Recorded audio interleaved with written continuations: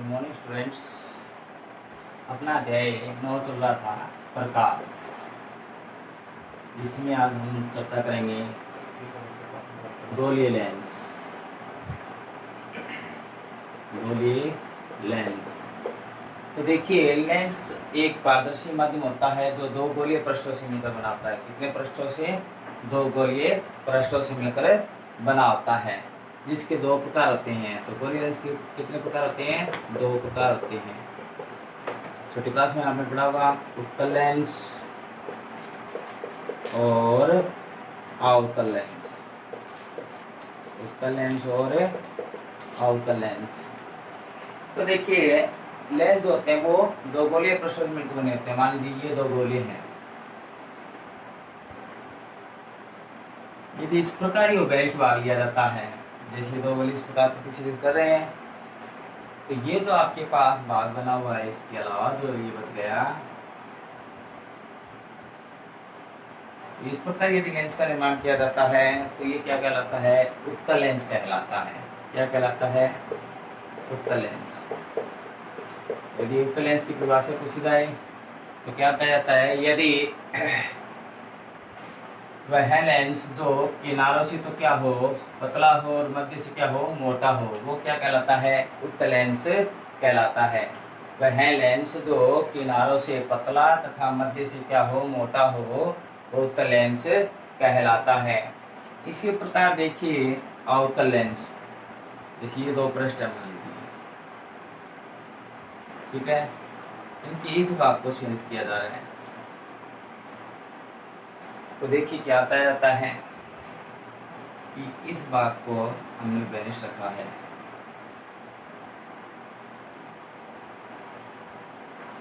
दो गोलीय पृष्ठों में मिलकर ये माध्यम आया आपके पास, ये पृष्ठ बना है, तो ये कहलाता है अवतल लेंस। क्या कहलाता है? अवतल लेंस। इसमें क्या बताया जाता है? वह लेंस जो किनारों से चौड़ा तथा मध्य से क्या हो, पतला हो, वो क्या कहलाता है? अवतल लेंस कहलाता है। क्या कहलाता है? अवतल लेंस कहलाता है। अब देखिए, उत्तल लेंस को सामान्यतः तीन भागों में विभाजित कर सकते हो आप। सबसे पहले देखते हैं उत्तल लेंस के बारे में।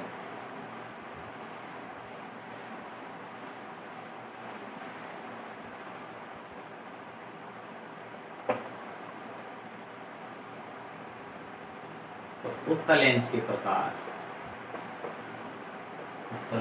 उत्तल लेंस के प्रकार। तो उत्तल लेंस को मुख्य रूप से कितने भागों में विभाजित कर सकते हैं? तीन भागों में विभाजित कर सकते हैं। पहला भाग इसका उभय उत्तल। क्या है? उभय उत्तल। यदि दोनों ऐसा लेंस, यदि दोनों पृष्ठ क्या हो, उत्तल हो, इस प्रकार, ठीक है ना, तो क्या बताया जाता है?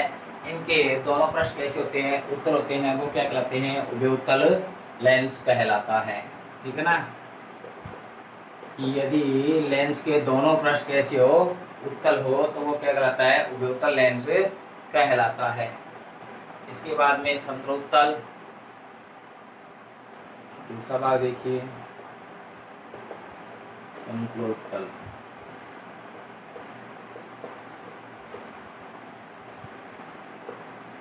नाम से पता चल रहा है समतलोत्तल। एक भाग तो कैसा होगा? समतल होगा, और एक कैसा होगा? उत्तल होगा। इस प्रकार बना सकते हो आप इसको, ठीक है ना। समतलोत्तल कि ऐसा लेंस जिसका एक पृष्ठ तो क्या हो, समतल हो, और दूसरा पृष्ठ क्या हो, उत्तल हो, तो वो लेंस क्या कहलाते हैं? समतलोत्तल लेंस कहलाते हैं।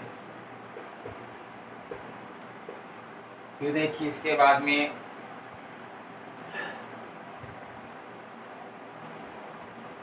अवतलोत्तल।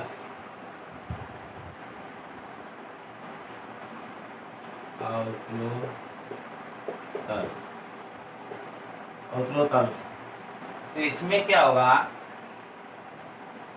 कि ये उत्तल पृष्ठ है, एक इसमें अवतल पृष्ठ और होगा। पीछे वाले में समतल था, तो यदि ऐसा लेंस जिसमें एक पृष्ठ तो कैसा उत्तल हो और एक अवतल हो, तो वो लेंस क्या कहलाता है? अवतलोत्तल लेंस कहलाता है। तो उत्तल लेंस के हमने 3 भाग पढ़े, अव्यवतल लेंस, समतलोत्तल लेंस, अवतलोत्तल लेंस।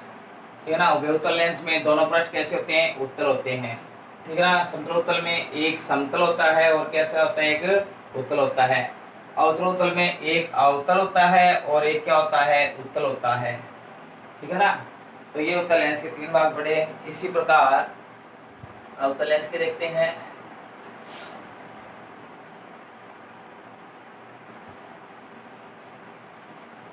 अवतल लेंस के भी 3 भाग होते हैं।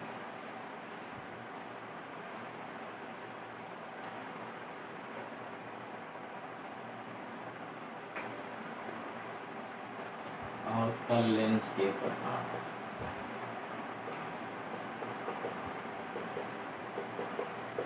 अवतल लेंस के प्रकार। तो देखिए अवतल लेंस के प्रकार देखते हैं। तो इसमें पहला पढ़ते हैं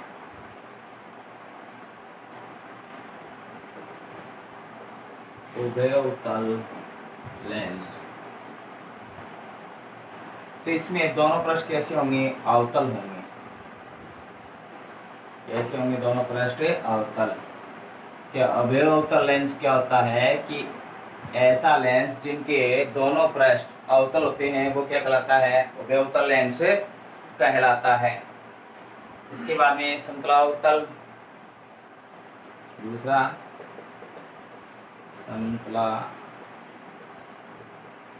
समतलावतल लेंस।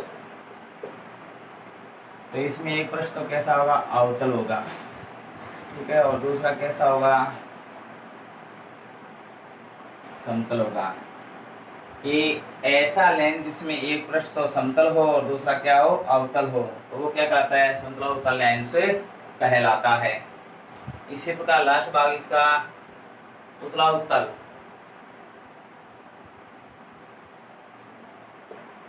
उत्तलावतल।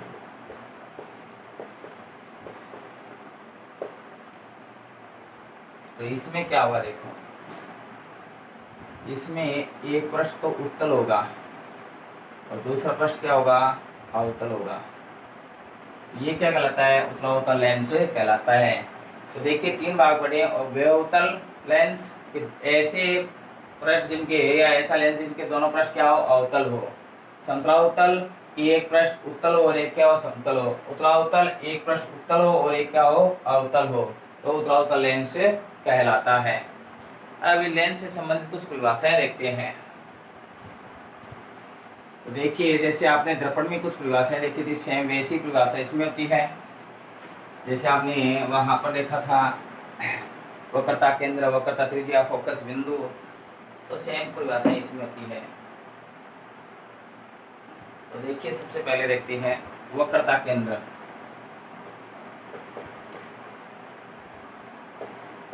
वक्रता केंद्र जैसी कि हमने पहले चर्चा की थी कि लेंस होता है वो 2 गोलीय पृष्ठों से मिलकर बना होता है। तो देखिए इस प्रकार हमने लेंस का निर्माण किया था। मान लीजिए लेंस है अपना। ठीक है। तो ये लेंस इन 2 गोलों से बने हुए हैं। जो ये लेंस है ये किन से बना हुआ है? इन 2 गोलों से बना हुआ है। तो इन दोनों लेंसों के जो केंद्र होते हैं वो क्या कहलाते हैं? वक्रता केंद्र कहलाते हैं, जिन्हें C1 और C2 द्वारा व्यक्त करते हैं। तो क्या होता जाता है कि लेंस जिन 2 गोलीय पृष्ठों से मिलकर बने होते हैं उन गोलों के केंद्र को क्या कहते हैं? वक्रता केंद्र कहते हैं, जिन्हें C1 में C2 द्वारा व्यक्त किया जाता है। इसी प्रकार वक्रता त्रिज्या। वक्रता त्रिज्या तो क्या कहा जाता है कि लेंस जिन गोलों से मिलकर बना होता है उन गोलों की त्रिज्या को क्या कहते हैं? वक्रता त्रिज्या कहते हैं। तो मान लीजिए इसका मध्य बिंदु है और लेंस का जो मध्य बिंदु होता है वो प्रकाश केंद्र कहलाता है। क्या कहलाता है? प्रकाश केंद्र कहलाता है। इससे क्या है, जो अपवर्तित किरण होती है वो बिना मुड़े सीधी निकल जाती है, ध्यान रखना। ठीक है ना। यदि पूछ रहा है प्रकाश केंद्र किसे कहते हैं, तो लेंस का जो मध्य बिंदु होता है वो क्या कहलाता है, प्रकाश केंद्र कहलाता है। और इससे निकलने वाली जो सरल रेखा होती है बिना अपवर्तित हुए, सॉरी अपवर्तित होती है लेकिन बिना मुड़े हुए सीधी निकल जाती है। ठीक है, तो वो बिंदु क्या कहलाता है, प्रकाश केंद्र कहलाता है। इससे गुजरने वाली जो ये सरल रेखा है ये मुख्य अक्ष कहलाती है। क्या कहलाती है, मुख्य अक्ष। अब अपनी बात चल रही थी वक्रता त्रिज्या। तो क्या बताया गया था कि लेंस जिन गोलीय पृष्ठों से मिलकर बना होता है उन गोलों की त्रिज्या क्या कहते हैं, वक्रता त्रिज्या कहते हैं, जिन्हें कैपिटल आर द्वारा व्यक्त करते हैं। तो दो त्रिज्या होगी, ये R1 हो गई और ये R2 हो गई, कोई दिक्कत नहीं है, एक R1 और एक R2। ठीक है, इसी प्रकार अगली परिभाषा देखते हैं।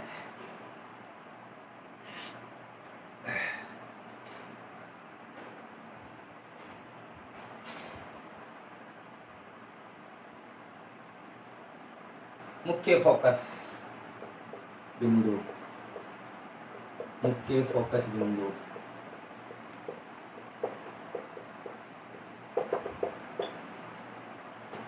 तो देखिए मुख्य फोकस बिंदु किसे कहते हैं,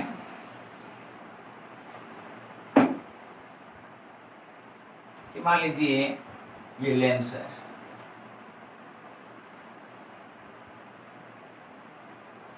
और समांतर किरणें इस पर आपतित हो रही है। तो समांतर किरणें आ रही है वो इस पर क्या हो रही है, आपतित हो रही है।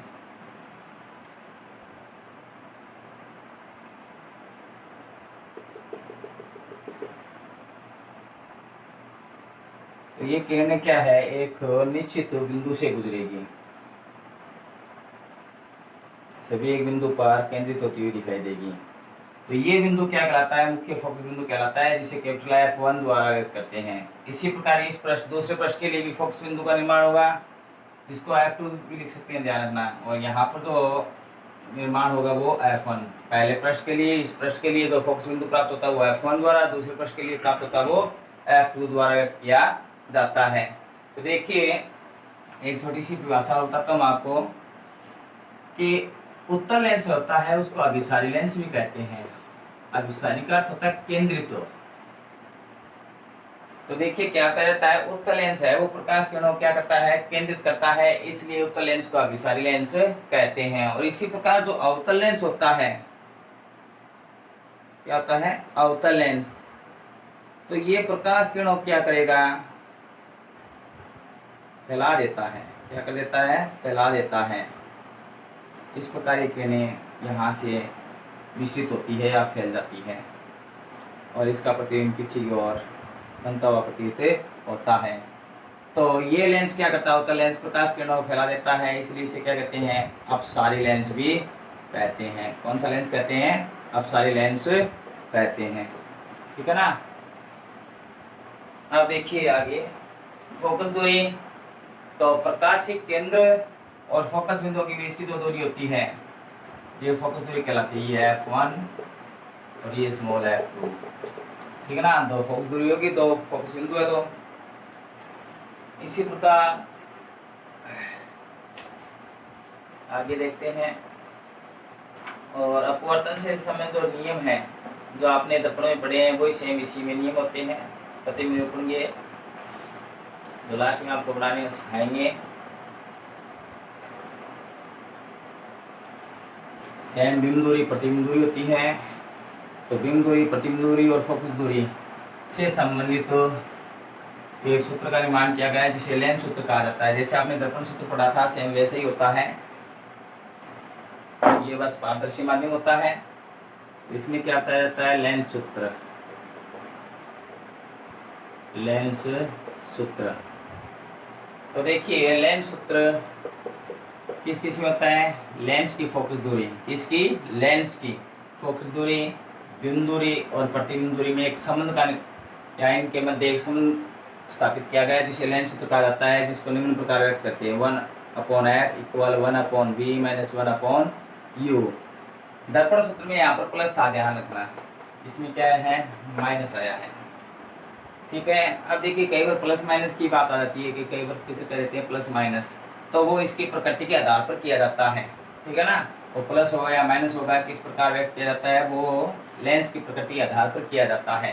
लेकिन सामान्य रूप से जो फॉर्मूला व्यक्त किया जाता है वो इस प्रकार व्यक्त किया जाता है, ठीक है ना। जैसे अवतल आ जाएगा तो फिर ये माइनस माइनस क्या हो जाएगा, प्लस हो जाएगा, तो वो इसके आधार पर होगा। अब देखिए आगे, इसी प्रकार लेंस की आवर्धनता होती है कि किसी भी लेंस द्वारा कितना अधिक प्रतिबिंब या कितना आवर्धित करके प्रतिबिंब बनाया जा सकता है वो लेंस की आवर्धनता कहलाती है। कि कितना बड़ा प्रतिबिंब आप बना सकते हो, तो ये गुण जो होता है वो आवर्धन कहलाता है। तो देखिए किसी भी लेंस द्वारा बड़ा प्रतिबिंब बनाने की जो क्षमता होती है वो आवर्धनता कहलाती है, जिसे स्मॉल एम द्वारा व्यक्त करते हैं, जिसका सूत्र होता है V/U। ठीक है, एक तो ये होता है प्रतिबिंब दूरी और बिंब दूरी में, ध्यान रखना, स्मॉल m इक्वल V/U। पीछे वाले में दर्पण सूत्र में यहाँ पर माइनस था, अब यहाँ पर क्या है, प्लस। इसी प्रकार प्रतिबिंब की ऊंचाई और बिंब की ऊंचाई दे रखी हो h'/h, तो ये भी आवर्धनता का सूत्र होता है। एक तो ये हो गया प्रतिबिंब दूरी और बिंब दूरी में, और ये हो गया प्रतिबिंब की ऊंचाई और बिंब की ऊंचाई में। ठीक है, अब देखिए इससे संबंधित कुछ न्यूमेरिकल करते हैं।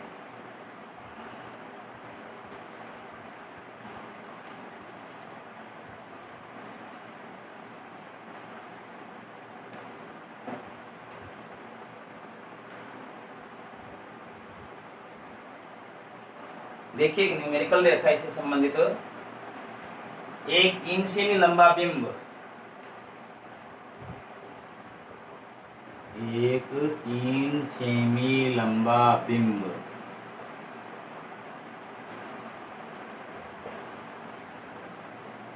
20 सेमी फोकस दूरी, 20 सेमी फोकस दूरी क्या दे रखा है, एक 3 सेमी लंबा बिंब 20 सेमी फोकस दूरी के उत्तल लेंस के सामने रखा है। उत्तल लेंस ये सामने रखा है,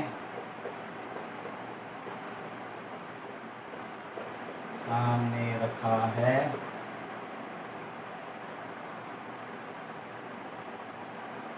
यदि प्रतिबिंब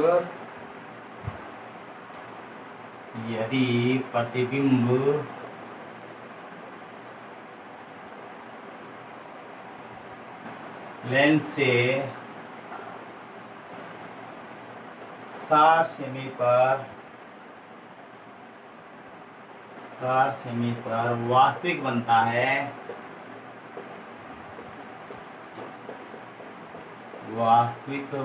है, तो लेंस की बिंब दूरी व आवर्धनता ज्ञात कीजिए। बिंब दूरी व आवर्धनता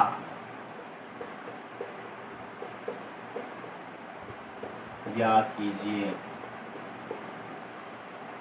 तो प्रश्न देखिए अपना, एक 3 सेमी लंबा बिंब है 20 सेमी फोकस दूरी के उत्तल लेंस के सामने रखा है, और प्रतिबिंब वह लेंस से 60 सेमी पर बनता है, 60 सेमी दूरी पर बनता है। तो बिंब की लेंस से दूरी और आवर्धनता ज्ञात कीजिए।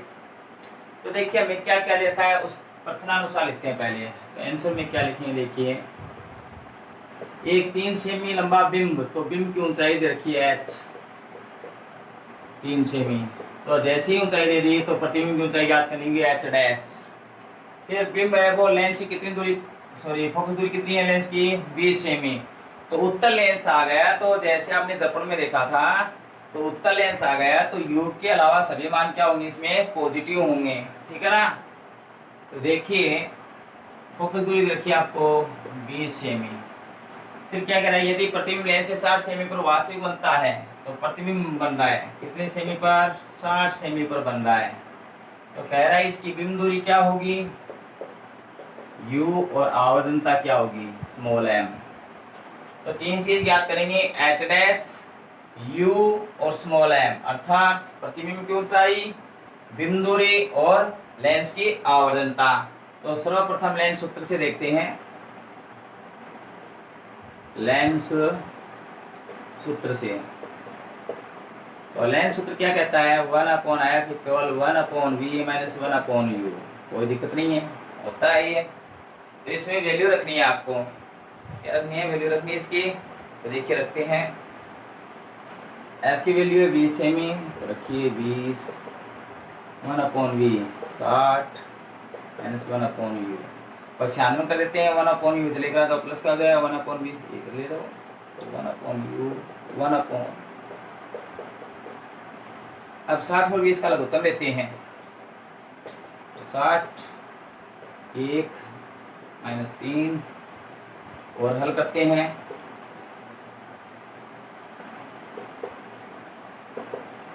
प्लस का 1 माइनस का 3 तो माइनस का 2/60 30 कट गया, 1/u बराबर माइनस का 30। u बराबर क्या आ जाएगा, व्युत्क्रम करेंगे तो उल्टा करेंगे तो माइनस का 30 सेमी। u की वैल्यू कितनी आएगी, माइनस का 30 सेमी। अब इसके बाद में इसकी आवर्धनता ज्ञात करते हैं, तो आवर्धनता सूत्र से, आवर्धनता सूत्र से m की वैल्यू क्या होती है, m इक्वल माइनस का v/u।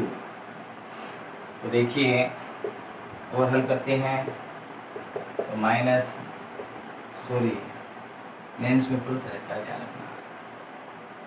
u की वैल्यू 30, तो m की वैल्यू कितनी आ गई, माइनस का 2, माइनस के 30 थे, तो माइनस का इसका अर्थ है प्रतिबिंब कैसा बन रहा था, वास्तविक बन रहा था। तो ये कंडीशन से लागू हो गई अपनी।